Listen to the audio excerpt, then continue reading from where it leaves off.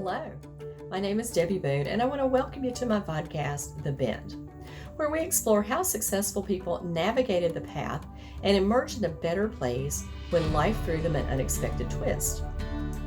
It's inspired by one of my favorite sayings: the bend in the road is not the end of the road unless you fail to make the curve. These conversations will hopefully help you and inspire you to embrace your personal bend and to flourish.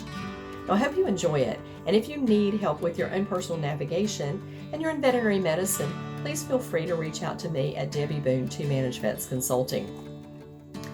Enjoy the bend and be inspired by our wonderful guest. Welcome.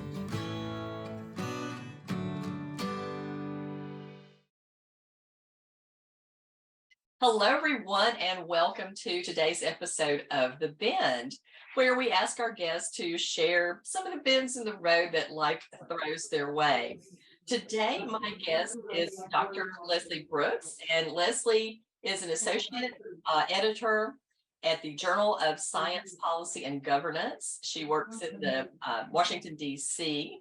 She also has worked with the Science and Technology Policy Fellow at the U.S. AIDAAAS, Science and Technology Policy, working as a livestock advisor to the ag team within the USAID, Bureau for Humanitarian Assistance.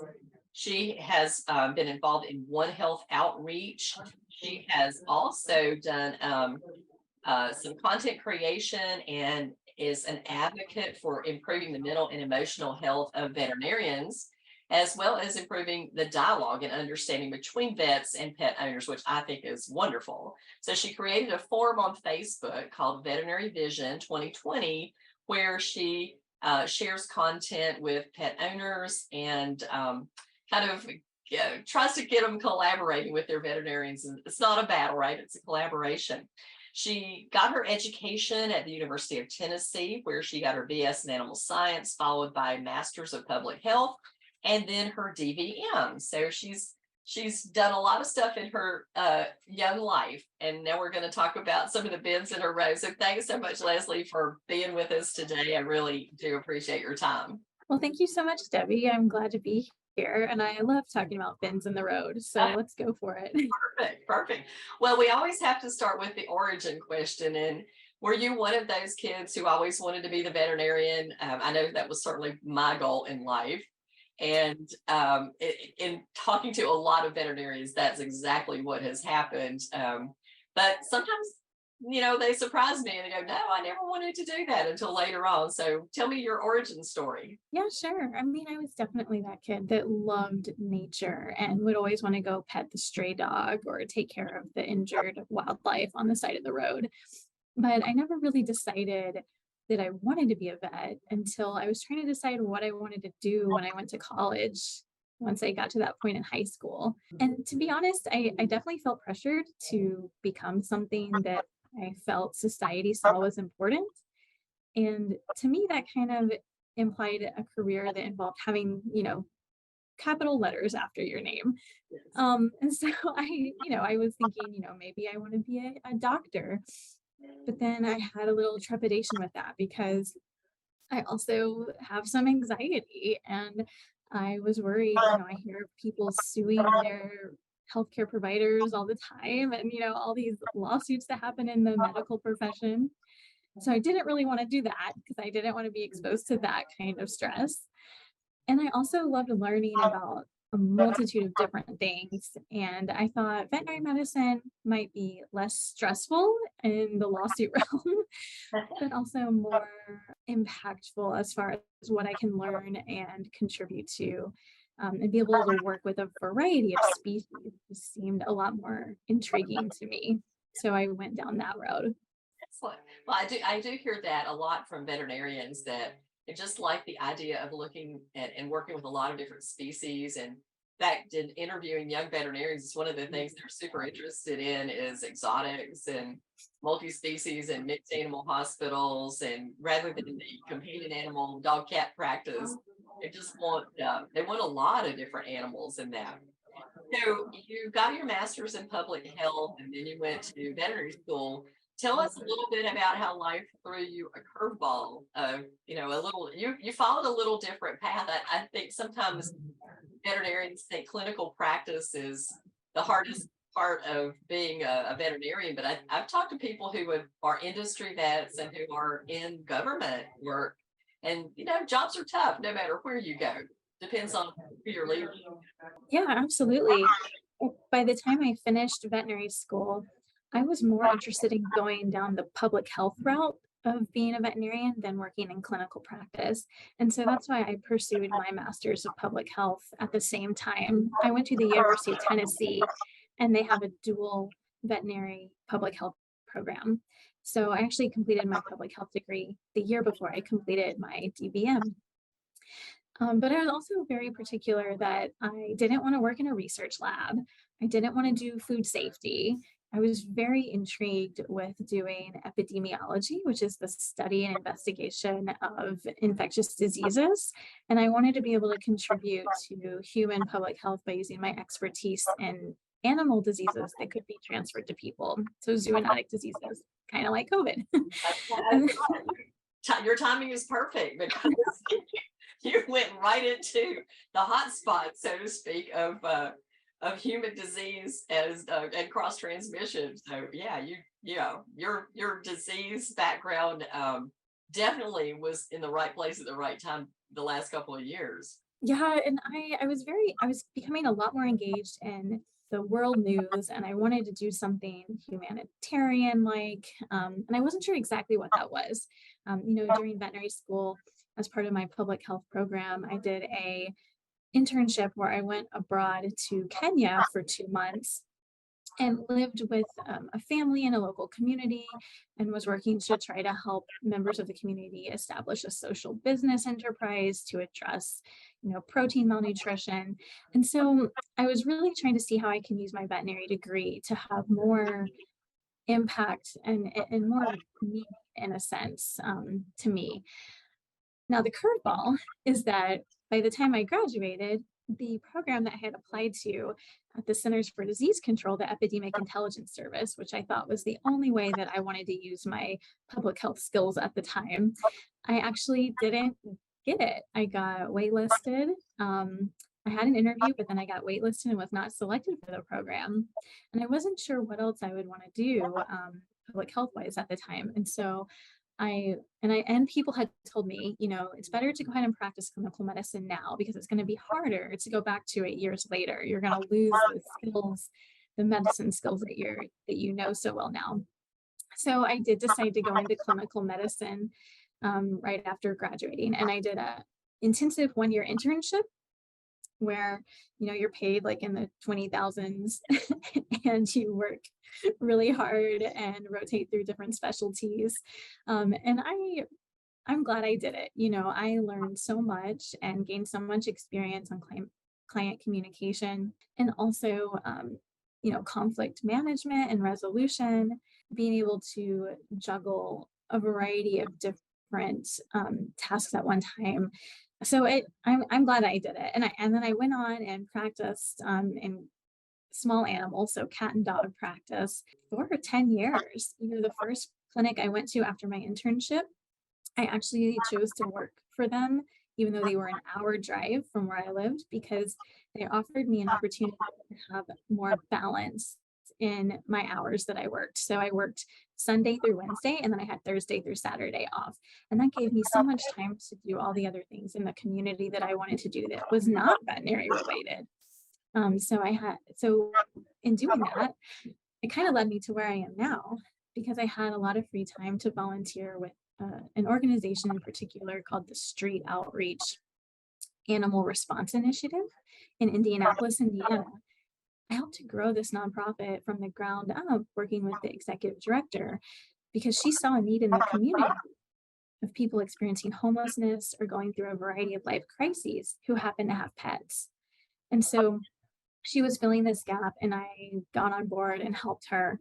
And it was working with these people experiencing a variety of issues and barriers in their lives.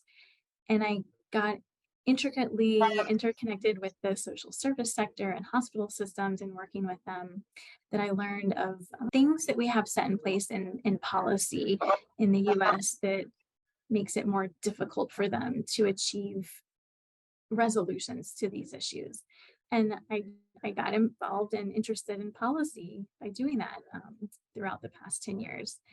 And so now I've actually transitioned out of clinical medicine and I'm doing a science policy fellowship that I'm hoping is kind of my gateway and my stepping stone to transition into more of a work in policy and no longer doing clinical medicine. That's oh, that is so interesting. And there's a lot of talk now about spectrum of care in veterinary medicine and the fact that we don't address lower income people, and we want them to be able to have pets. But as we know, veterinary medicine has become increasingly more expensive. And that's not necessarily anything to do with the vets themselves. It has to do with the fact that we can do so much more. Because when I started in 1985, life was pretty simple in a veterinary hospital. We talked about fleas all day long. We dispensed prednisone like it was water, and we sprayed animals with Adam's flea spray to try to get rid of that. And then the other thing was hit by cars because nobody looked after their animals. They just roamed freely. But today, we're doing MRIs, and it's so complicated comparatively. And it makes me feel for people who are new and trying to learn the profession, because there's so much more to learn than there was. And I learned it, a little bit all along, and now it's dumped on you. So there's a lot. But this is certainly, a timely topic. But I want to talk a little bit about, it's got to be fearful to move from a known, here's the salary, here's the job, I'm very comfortable here, into the unknown of kind of a new profession and what you're doing now. So well, that curveball, tell me a little bit about like your decision making process, and how did you overcome all the fear of change, I guess is the biggest fear we mostly have.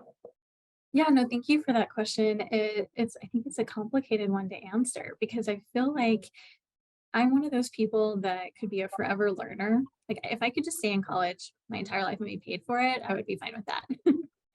And so I'm generally I'm okay with change. I think that fear is always there of not knowing what's going to happen. Like what if I don't make the right decision or get a job in the right amount of time I need to be able to pay my bills? Like I kind of feel that right now because my fellowship ends next August. And so I'm already starting to look for jobs and opportunities and network to make sure that I have a secure position by the time this fellowship ends. So it's terrifying, but it just means that I have to put in the extra work and be brave in that face of fear. Um, so after my internship that I had talked about and the first job I went to, I stayed there for 3 years and then I did a different big leap and chose to become an entrepreneur and work for myself. And so I established my own house call practice. Even though that was fearful to make that leap, I was really wanting to leave the clinic that I was at and work closer to home and have a little bit more autonomy over, you know, how I provided care and my schedule. And so I began planning for this transition. Once I made that decision, I began planning it over the course of nine to 10 months. And so, I think a way to help overcome the fear is to just be very vigorous in planning and looking at all your opportunities, talk to as many people as you can, and I had read an article about these three different women vets who began their own mobile clinics and it required very little overhead cost. I was like, if they did that, I can do it. And I felt empowered because at the same time at the clinic I was at, we had just hired a recent graduate, a new veterinarian. So she was constantly coming to me for advice and tips and making sure she was doing the right things. And so I was helping her a lot. And by mentoring her and helping her, it showed me that I had what it takes. And it provided me that level of confidence that I needed to finally go out on my own. And so I did. And I talked to, another veterinarian in my area that had her own mobile clinic. And she was like, yeah, come on, we need more mobile clinics because this is a high demand right now for our community. And so, I talked to as many people as I could. So I ran my own business for 3 years, and was also helping this nonprofit on the side as well. And then, when I decided getting into policy was going to be my transition out of clinical medicine, I researched and mapped out and, learned about anything and everything I could to make the transition successful, as scary as it was. But to be honest, I think the scariest thing for me would have been staying and doing something that I feared I would be doing my entire life and not be happy, Mhm. and not feel like I was making the impact that I needed. And, all the stresses and anxieties that were associated with it, that I would continue doing something, taking away time from my child. I have a 5-year-old now, so he was younger then. And feeling like all that time away from him and all the effort I was doing, that I didn't truly value it and feel passionate about it. I think that was probably more of a fear to me, making a change to find something that I really, really love as a veterinarian. I think that's just such a good point is that if you really love what you're doing, then the time commitment doesn't matter because you enjoy what you're doing. But if you think this is not my passion in life, this is not the thing that gets me up and out of bed every single morning, it's something I can do, but I don't love to do it, then it's okay to make that change. And the prep work that you did, I think is the wise part. Is like you talk to people and you got your cushion of cash so that you could make that leap and and still pay your bills. And I think that's one of the challenges that a lot of people face when they are ready to make a transition, but they're trapped into where they are because they didn't really strategically plan how they were going to get out of it if they needed to. I know, from my own situation, when I was working in practices as the chief operating officer of a very large hospital, I was laid off during the, the 2008 recession. But I had always been slightly doing consulting work. It was just a little on the side. Everybody has a side gig in vet med, right? So this was my on the side gig. And I'd always wanted to do it full time, but I had an opportunity that came along because I had a husband who was working and supportive. I had unemployment that had been extended for a long period of time because of the recession. And so it gave me opportunity to build kind of a group of products that I would go and I could do presentations out. So it was a time that I had kind of a cushion of safety to be able to go out and do that. And I think that's made all the difference in the world. Obviously, I'm still doing it 16 years later, so it worked out for me. But that's just one of those curveballs in life. So obviously, this decision is working out well for you. But looking back on your career, what do you consider to be your biggest career mistake? Or something you wish you had not done? Oh, well, I am not sure about that because I'm someone that tends to look at things through like a glass half full, for better or worse. And so even something that I might have felt was like a wrong decision or a mistake, I ultimately end up looking at it as like, I'm really glad that happened. And I feel like that happened for a reason, whether because I turned it into that or it helped me develop some kind of skill set or opportunity that came from it.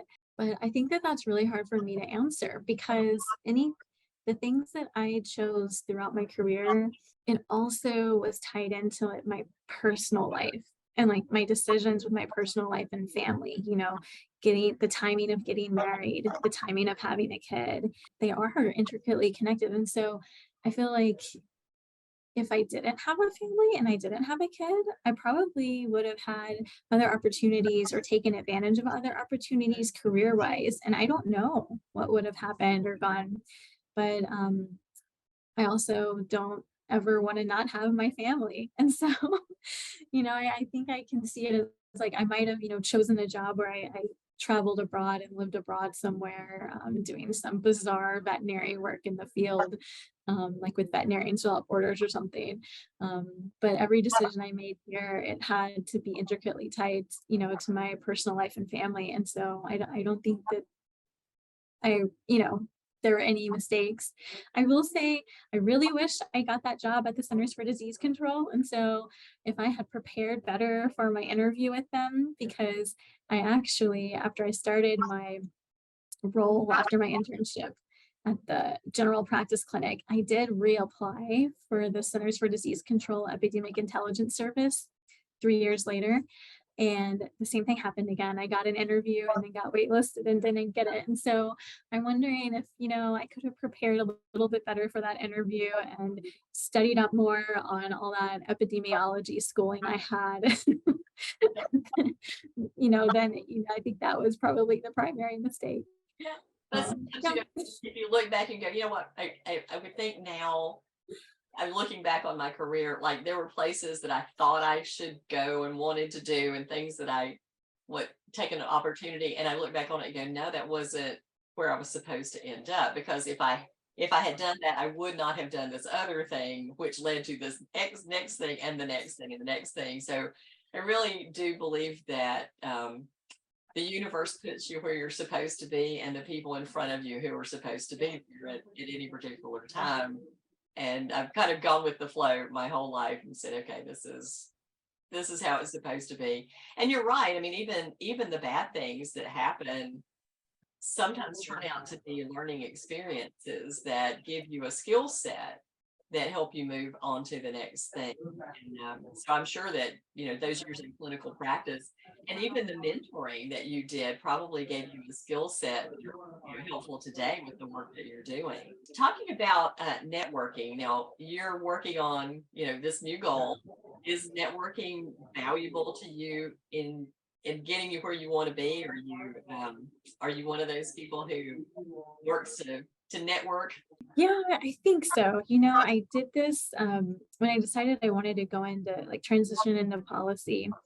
I actually started having meetings, and they were so kind to meet with me, but with my city council person in Indianapolis, Indiana, and with the state senator and his staff, to see how I, as a veterinarian, can get involved in their office. And, even if it was that I applied to do an internship that was intended for like college students, and I'm, in my 30s, I was willing to do that. But then COVID happened and they canceled their internship programs. But I knew that I was going to apply for this science policy fellowship, which is for people with scientific backgrounds to work in the federal government for 2 years. And it's through the American Academy for the Advancement of Science. I knew I was going to apply for that. And so I went ahead and applied for that. And right when you get in, they tell you one of the major parts of this fellowship is it's a great networking opportunity to meet so many different people that are working in the federal government on the executive branch side and the legislative branch side. And the whole purpose of the fellowship, aside from your regular duties in your office, is to engage in networking on a day-to-day basis, and professional development opportunities, so that hopefully you'll, if you want, then you can maintain a position at some level of government or nonprofit or something after the fellowship. So throughout, yeah, it is. And it's not networking in the sense of what can you provide for me? I rub your back, you rub me, but like that you learn, you have the opportunity to learn so many new things and learn of so many different programs and opportunities to be engaged and decide what you want to do once the fellowship is over. I mean, I do feel like a day-to-day of my work is networking. Well, that's true. I mean, the opportunities that are out there, there's so many, and people don't know how to find those opportunities. So I do think that sometimes, it's not what and where the opportunities lie that are interesting to you. But I am curious, like you got this fellowship, and for veterinarians or anybody out there in the world who's interested in moving out of clinical practice and doing something in policy, tell me how you find those things. Where do you go to look? Yeah, mine was kind of happenstance because I was at the American Veterinary Medical Association annual meeting to get my continuing education. And it happened to be in Washington, D.C., and I love Washington, D.C., but it was up here it was before COVID. I think it was 2019 because it was a few months before COVID started. So I came to that conference in 2019 and I was in the area where people set up booths and, you learn about different products and programs. And I happened to walk by AAAS, their Science and Technology Policy Fellowship informational booth. And previous years that I probably would have walked on by, like it wouldn't have even registered in my mind that that's something I should learn about. But because I was already in that frame of mind of I want to transition to policy, I saw it and it captured my attention. And I talked to the lady there and I said, this is what I'm going to do. This is going to be my foot in the door and my way in. Because, like you said, policy definitely is about who you know in this country. Um, Yes. so yeah, so that's how I learned about it, was at the AVMA conference. And I think the only reason I paid attention to it is because that's where, my vision was on. Mhm. If I hadn't been in that ready state of mind to seek that out, I wouldn't have paid any attention to it. Walk past that booth. Well, that's really interesting because I'm with you. I mean, I actually attended at ABMA and I remember it well because I was at a vet partners meeting, which is consultants and advisors to the profession, the days before that, and 27 of us got norovirus. So believe me, I remember that AVMA well. I had 4 hours of lecture to give, and I thought I was going to pass out at the podium. I had water bottles lined up, and I was hanging on to the podium. And I said, if I faint, I hope there's a doctor in this room because this is what's going on. But yeah, so it sticks out in my mind. Definitely in Washington D.C. So interesting. Did they kind of coach you through the possibility of what, like, here's what I'm interested in, here's a fellowship in this, when you got connected? Well, I ended up at the U.S. Agency for International Development because it's a long application process for this fellowship, and you can apply it to be on the legislative side or the executive branch side. And I applied to both. The legislative side I didn't get, but I got accepted into the executive branch side. So once you get accepted, then you have like it's kind of like, what do they call, like a dating, we're at the table and you like speed date. It's kind of like speed dating. So they have like a week where you interview with teams from a variety of federal agencies, everything from Veterans Affairs to Housing and Urban Development to Health and Human Services, the National Institutes of Health, US and USAID. And then, based on these interviews, they rank you as an applicant and you rank them as, an office where you might want to work. And then it's kind of a matching process.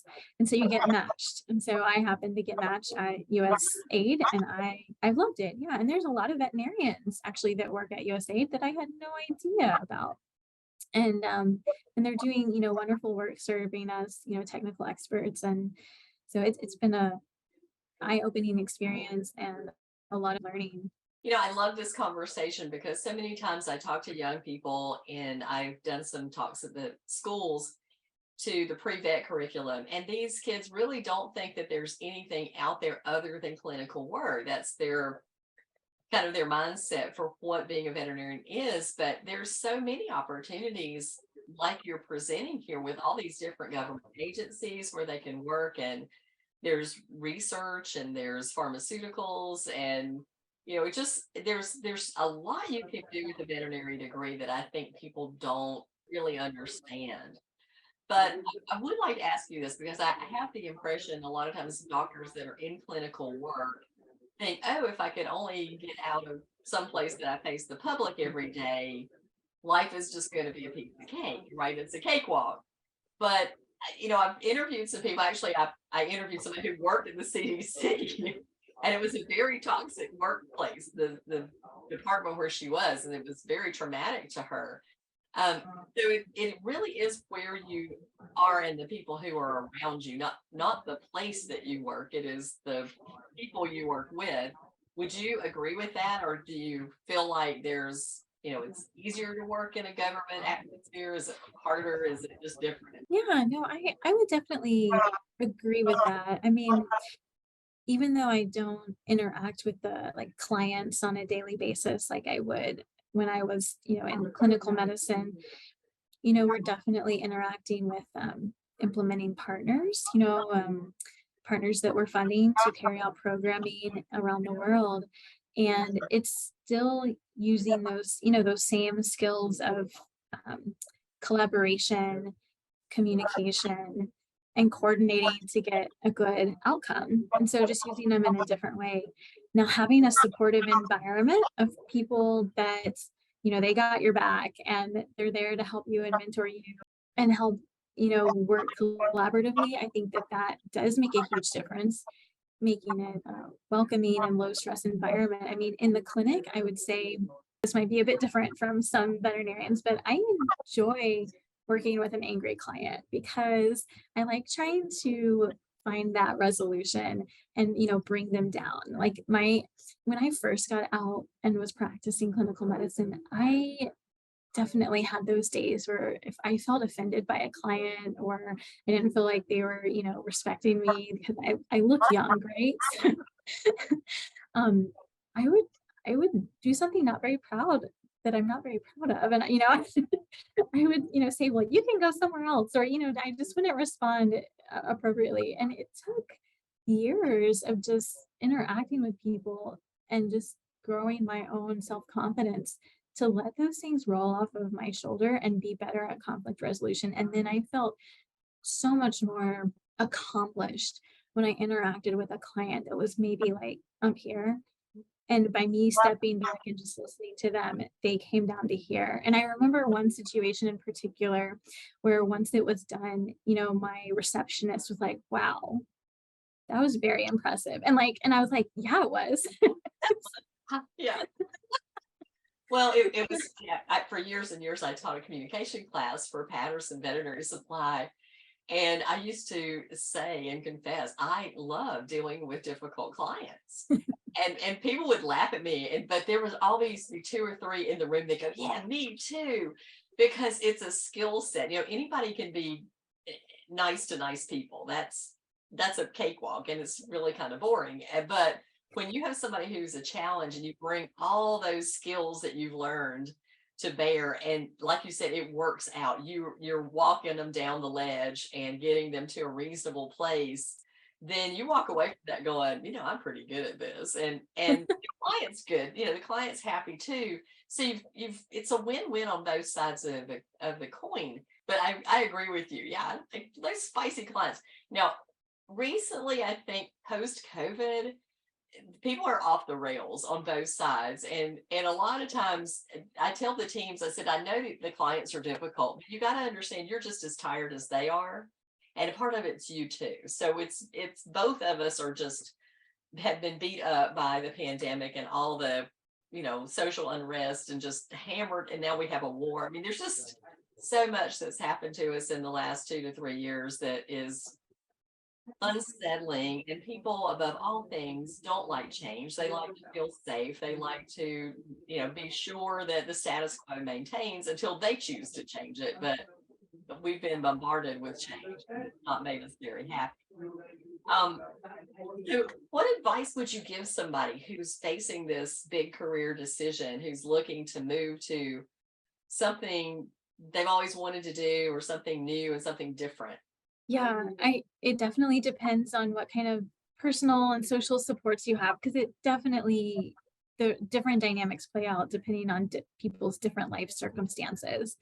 Do the background research, before making the leap. Try to really explore what opportunities are out there and what kind of supports you can seek out to help in the transition and talk to people. It might be scary. I know sometimes I don't want to always tell people my plans because then I feel like I must act on them or I'm a failure if they don't come to fruition. But I think people are much more understanding and forgiving on that stuff than we think. If you don't end up doing it, it's really not that big of a deal. But talk to as many people as you can because you never know who might have a contact or a helpful resource or something that they wouldn't have shared with you if they had no idea of what you wanted to do. Yeah. And I think it's worth it, taking that leap as long as you feel supported personally and socially. Yeah. Yeah, and that's an excellent point. Is you go ahead and tell people what what your plans are, what you'd like to do out there in the world, because people like to help. And I think that's something that we miss, realizing that we think, oh, well, I don't want to impose on anybody. I don't want to ask them for help. But truthfully, as human beings, we're very collaborative by nature. And when we can help somebody else within our group, then it makes us feel good too. So it's a win-win on both sides to be able to help somebody that you like, even if you don't know them very well. I love matchmaking. I love putting partnerships together and like, oh, you should talk to this person over here. And in fact, I've already thought about somebody for you. So I'm going to talk to you about animal policy group because I think you might be a good fit there. But yeah, so do ask people, reach out and ask people. You don't have to know them really well. And sometimes that's even better that you don't know them really well because they're not going to say, oh, they're not going to put you down and go, oh, don't do that. You can't possibly do that because strangers are sometimes more supportive than the closest people around us who know us the best. So tell us a fun fact about you, Leslie. Do you have a favorite talent or a favorite song or something that people would be surprised to know about? Well, I used to be a hip hop dance teacher. That's a great talent. When I was in undergraduate at the University of Tennessee, I used to teach a hip hop class at our gym as like they have yoga classes and cycling classes. And so I taught hip hop with my roommate and really good friend at the time, because I danced all throughout my childhood and youth, and I love hip hop. So that was probably my first entrepreneurship activity because we actually got this class established at our gym. It was very new. Well, it sounds like fun. I found out that Karen Felsted wanted to be a ballerina when I had her on the podcast. So now I've had a hip hop dancer on too, so that's great.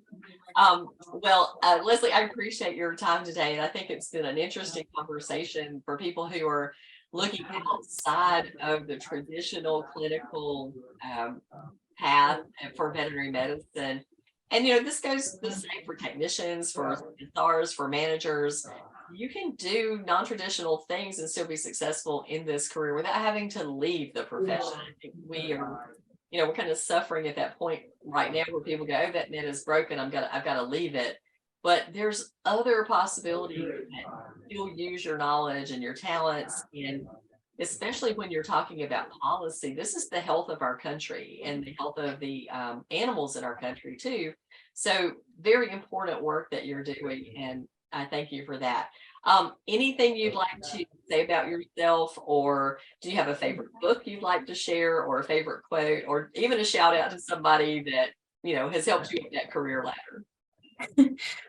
Well, a few things, and then I'll sign off. Yeah, shout outs to people who have helped me. Some of my professors and mentors at the University of Tennessee, definitely Dr. Elizabeth Strand, who started the veterinary social work program, Dr. Marcy Souza, and then Dr. John New, who he has passed now, but he was integral, is that a word? Very important in getting me interested in serving underserved and vulnerable populations. And then Dr. Reed Harvey, who has been a mentor and colleague throughout my veterinary medicine career and has wrote me multiple recommendation letters for things. But a few things I'm doing right now that when I was doing my house call practice, a lot of the requests I would get were for euthanasias. And so I've done a ton of euthanasias, and they've gone a variety of different ways and were for a variety of different reasons. And so I'm trying to slowly but progressively put together a compilation book of just different euthanasia stories, because I don't think it's something that we talk about enough for the general public to understand really what goes into it. And I personally had a lot of anxiety surrounding euthanasia, even though it was something I did multiple times a day. So I'm working on that. If anyone wants to contribute or send excerpts, I'm welcome to those. Mine are mostly focused on dogs and cats, so anything with other species would be great. And then one of my ultimate long-term goals, even though I don't want to practice clinical medicine again, I would love to be a medical director of an official One Health clinic, like a permanent structured clinic that has veterinarians, human doctors, social workers, all the stuff in one place, and where we serve a variety of folks of different socioeconomic backgrounds. So that's, one of my long-term goals is being a medical director of that. So looking forward to figure out how to make that happen. Yeah, that is really a very cool thing. I think we've come a long way understanding the importance that animals have to people who are completely disrupted from life, in that they moved into, homeless situations, and the fact even battered women, that we now realize that people need to take their animals with them. It's one of the reasons that women stay in bad situations, is they're afraid that their animals can't come to shelters with them. So I think that animal policy people like you have probably shined a light on that. We've had some veterinarians who actually are members of Congress, and that I'm sure that they're doing the same thing, and the importance of animals in the lives of people, and how even if you are basically destitute, there's nothing like a dog to make you feel better, and that's a very important thing that we need to stick together with. So I appreciate the work that you're doing there, and I look forward to seeing like the next step when you move out of this fellowship and do some more great work. And I again agree with the shout out to Dr. Strand. Starting that social work program has been an invaluable tool. It's something I reference a lot when helping people. So yeah, and she's also done some work with another guest of mine, Addie Reinhold. Addie has started Mentor Vet, which helps first and second year graduates in their first job with mentoring them with experienced veterinarians who can help them through, death week, which happens to us all, and get them through that. And it's been very successful. So I think this is we're moving towards the right direction. There's a lot of emotion in veterinary medicine that's human emotion that we need to be better at managing. So I again thank you very much for your time today, Leslie, and we'll put information about how to get in touch with you in the show notes. So thanks again, and have a great rest of the day. Thank you so much, Debbie.